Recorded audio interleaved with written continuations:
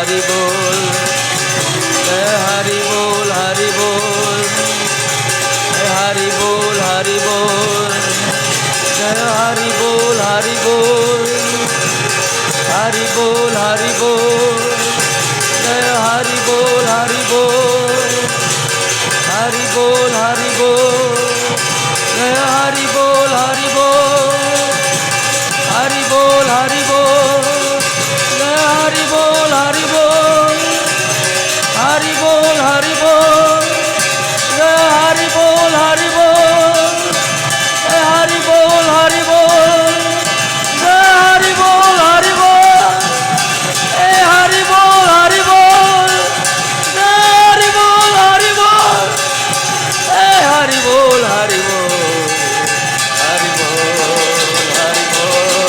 हरि बोल, हरि बोल,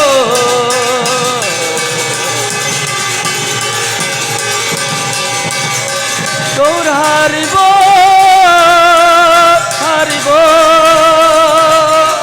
हरि बोल, हरि बोल।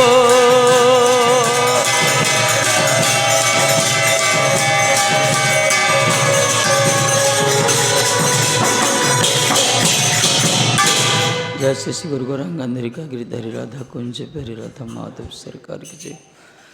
राधा मदन मुरनाचा तदिप्रिता ते संध्या पाठ श्रीमद् भागवत महाप्राण की जय।